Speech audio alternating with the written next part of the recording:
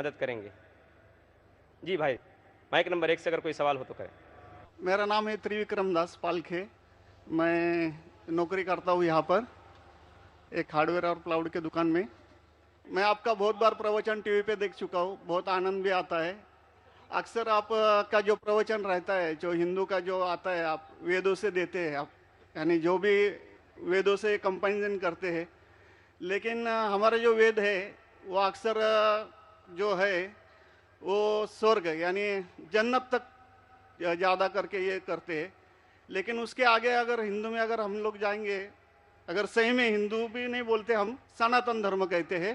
جیسے آپ نے ابھی ویاخیا کیا تھا ندی کے پار کے ہندو اس کو کہا جاتا ہے. تو ہم تو سناتن دھرم سے ہے. تو سناتن دھرم میں ہمارا جو آتا ہے جو بھگوت گیتا, جیسے آپ کے اندر جو یہ ہے جیسا بائبل کا آپ نے, اسلام کا یہ ہے, قرآن ہے, تو اسی طرح ہمارا بھگوت گیتا ہے. اور جو بھگوان کے بارے میں جاننا ہے یعنی اللہ کے بارے میں جاننا ہے تو اگر ہمارا ہے تو وہ بھاگوتم ہے. تو بھاگوتم سے ہم لوگ ہمارا چلتا ہے سب کچھ. اگر یہ ہے وید تو ہم کو سورگ تک جانے کے لیے ہے. لیکن ہمارا جو بھاگوتم ہے وہ اللہ تک جانے کے پہنچ تک ہے, یعنی اللہ کو ہم سامنے سامنے دیکھ کے ان کی سیوا کرنے کے لیے ہے. تو جو ابھی آپ نے جو بھی بولے تھے جو جواب دیا تھا ابھی کر رہے تھے عورتوں کے بارے میں, ماتا جی لوگوں کے بارے میں, تو ہمارے بھگوت گیتا میں بھی لکھا ہے کہ عورت کو بھگاتا ہے تو اس کو مار دیجیے. ایسا نہیں ہے کہ آپ کے اس میں سب میں ایک ہی جیسا ہے. اور آپ کا پروچن مجھے بہت بہت اچھا لگا کہ آپ نے جو کہا جو لکھا گیا کتاب ہے وہ کتاب کے مطابق چلے تو بہت آدمی سکھی رہتا ہے. باقی تو میں اور کچھ سوال تو کچھ پرسنل پوچھنا چاہتا ہوں, بعد میں آپ کو مل کے سب پوچھوں گا, سب کے سامنے نہیں پوچھ سکتا.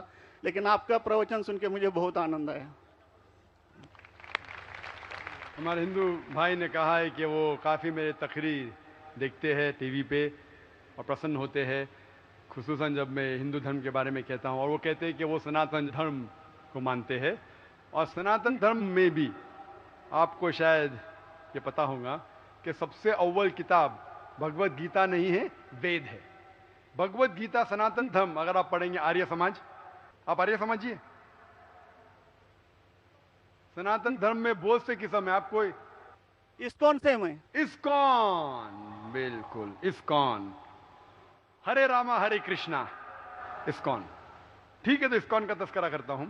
میں گیا تھا ایک بار کلکتہ میں, اور کلکتہ میں تقریر تھی میری. اس وقت بارش آتی ہے, بارش تو ہو گئی, لیکن میرے ساتھ آنے والے تھے اسکون کے ہیڈ کلکتہ کے.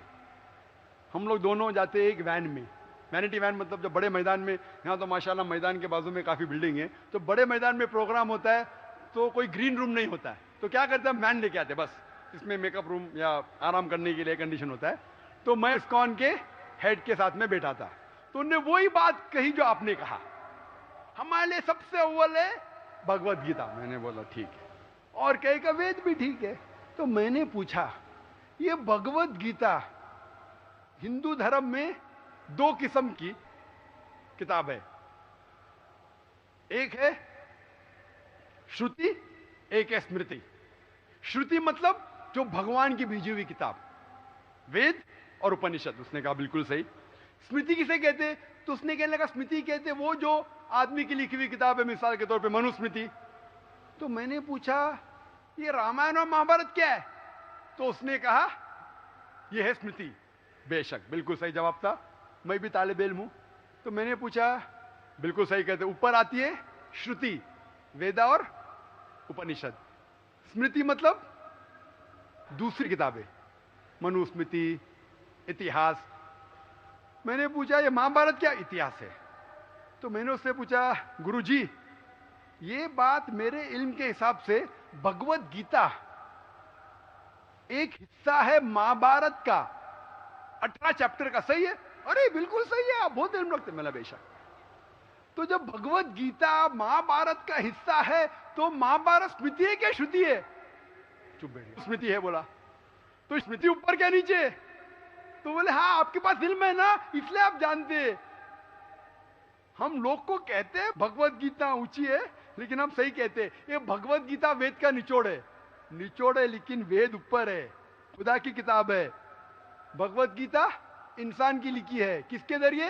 स्कॉलर्स के। आपके इस्कॉन के गुरु भी कहेंगे वो, लेकिन आप आम आदमी हैं, आप शायद ये पेचीदा चीजों को जानते नहीं। हम तालिब इल्म हैं, मैं स्कॉलर नहीं हूं, तालिब इल्म हूं तकाबले मज़ाहिब का, इस्लाम एंड कंपैरेटिव रिलीजन का।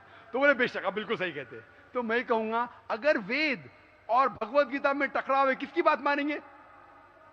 तो बोले आमतौर पे तो हम कहते हैं भगवत गीता ऊपर है, लेकिन आप सही कहते हैं क्योंकि आपके दिल में। तो मैं वो डबल स्टैंडर्ड क्यों? जिसके पास दिल में बदल जाता है क्या? 2+2 4 ही रहता है, चाहे वो सेकंड स्टैंडर्ड में या 10th स्टैंडर्ड में 2+2 वही रहेगा, 4 बदलेगा नहीं। तो मैं ये कहता हूं गुरुजी से, आपके संत से, कि आप अपनी किताब लोगों में आम करो, हिंदुओं में आम करो वेद। लेकिन हिंदू धर्म में सिर्फ ब्राह्मण ही वेद को पढ़ सकता है, क्षत्रिय नहीं पढ़ सकता है। क्यों? बाकी लोग नहीं पढ़ सकते, वैश्य शूद्र नहीं पढ़ सकता। क्यों? हमारे मजहब में ऊंच नीच नहीं है, काला या सफेद, अमीर या गरीब, राजा या फकीर कुरान पढ़ सकता है।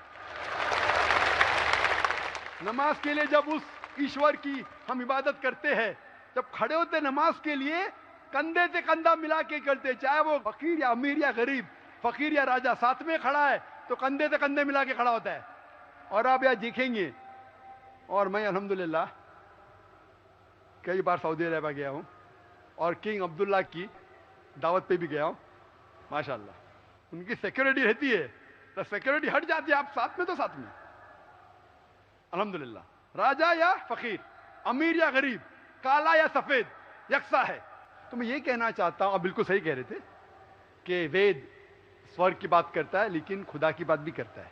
भगवत गीता में भी स्वर्ग की बात लिखा है, खुदा का भी लिखा है। आप बोले अल्लाह के करीब आने के लिए भगवत गीता सही है, बराबर? मैं ये नहीं कह रहा हूँ कि ये वेदों में नहीं कहा है, वेदों में बहुत आखिरी में आता है, लेकिन जो भगवत गीता जो है वो डायरेक्ट भगवान हुआ है, यानी अल्लाह ने कहा हुआ है, ऐसा है।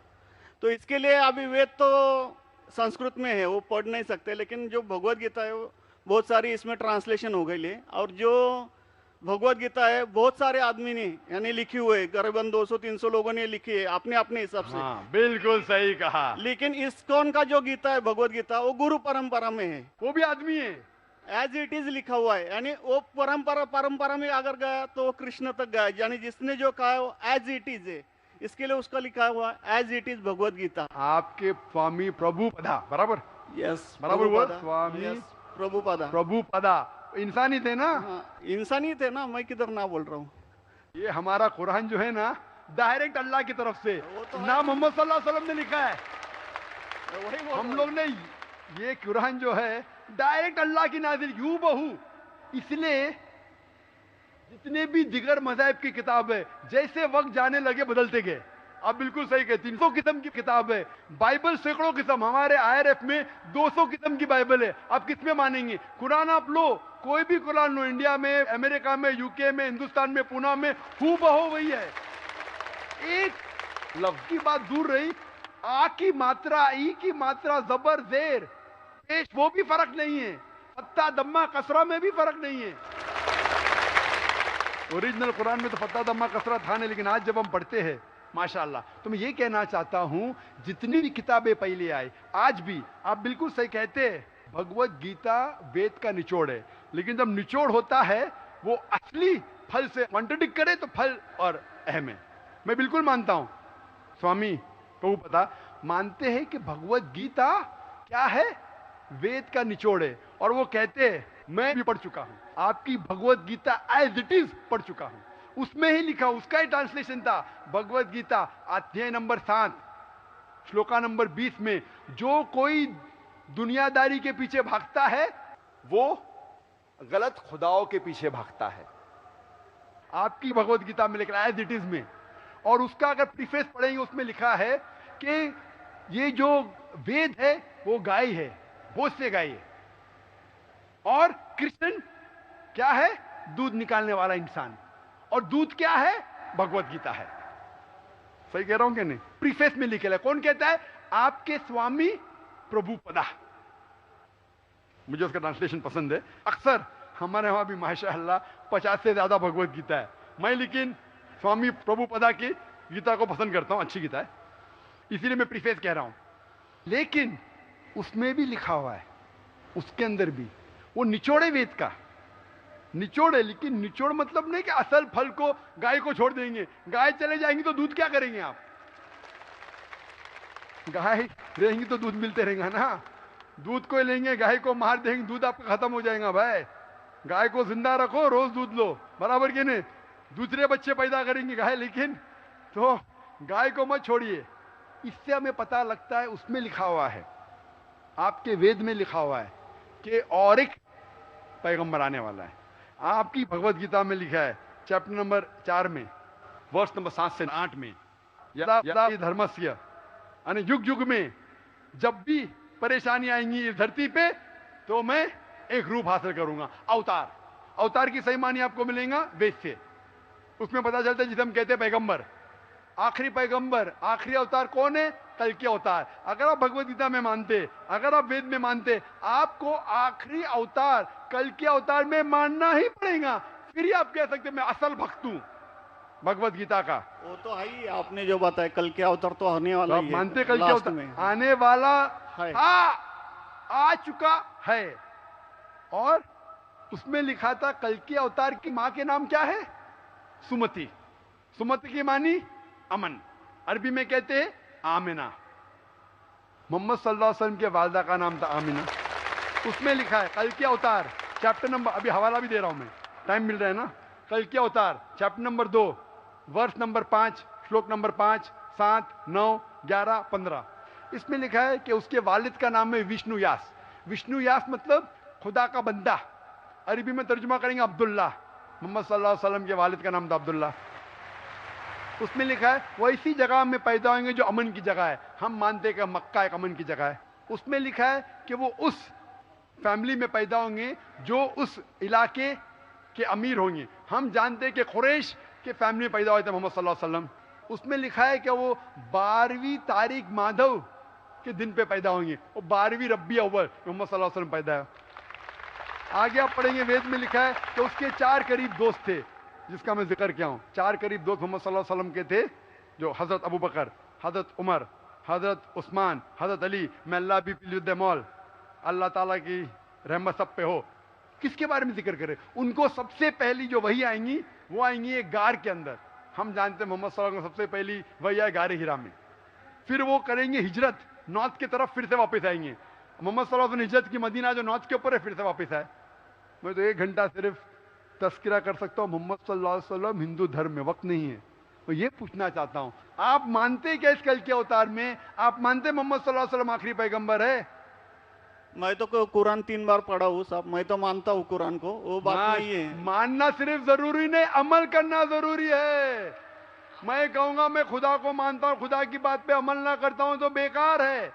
मैं कहता हूँ मैं मेरे वालिद से बहुत मोहब्बत करता हूँ, वालिद की बेइज्जती करता हूँ, वालिद की बात नहीं मानता हूँ, वालिद से बदतमीजी करता हूँ, तो क्या फायदा? आप समझ रहे ना? समझ रहा हूँ मैं. लेकिन आपने कुछ पहले ही अभी 10-15 मिनट पहले ही आपने कहा था कि जो भी है कुरान है, वेद है और बाइबल है, कि जो जो उसमें लिखा हुआ है खुदा ने उसके ऊपर अमल करना चाहिए. तो मैं अपने इससे अमल करता ही हूँ. जो कुछ मानता तो हुई है खुदा एक ही है करके, वो तो मानता ही है. बिल्कुल. मैं नहीं बोल रहा कि आपके लिए कोई खुदा अलग है, मेरे लिए कोई अलग है, या ईसाई के लिए कुछ अलग है. आप सनातन धर्म के हैं, मैं जानता हूँ सनातन धर्म में एक खुदा को मानते हैं. वो मानते खुदा की प्रतिमा नहीं, अक्स नहीं है, बराबर ये मानते. लेकिन मैं ये जानना चाहता हूँ आप कल के अवतार में आप मेरे सवाल को घुमाओ मत. मैं जानता हूं, नहीं है. मैं ये जानता हूं सनातन धर्म के बारे में जानता हूं. पहले स्टेज में आप पास कर चुके, एक खुदा में मानते, बिल्कुल सही. मैं ये बात जानना चाहता हूं कि उस खुदा के अवतार पैगंबर, आखिरी पैगंबर में आप मानते हैं क्या नहीं मोहम्मद सल्लल्लाहु अलैहि वसल्लम? ये मेरा सवाल है. यानी मोहम्मद पैगंबर को आप मानते कि वो आखिरी पैगंबर थे क्या नहीं मानते? वो तो मानता हूँ मैं, मुझे मालूम है ना मोहम्मद पैगंबर आखिरी थे मोहम्मदेन में. वो तो मानता ही हूँ. मोहम्मदन में ने आपके लिए, सबके लिए है ना.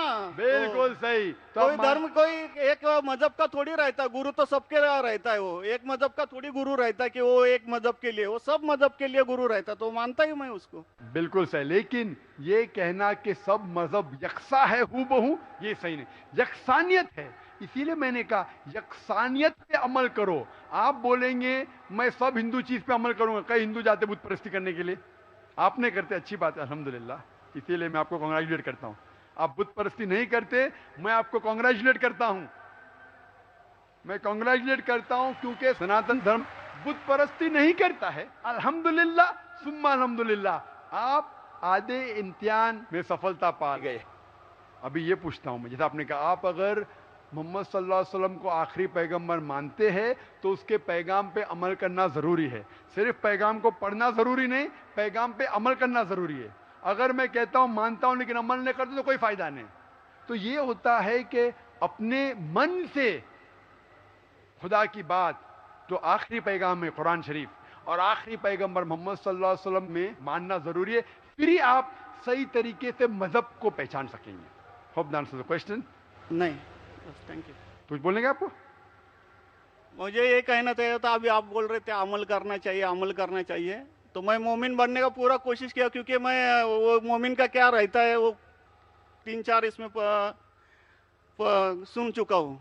मोमिन का क्या रहता है?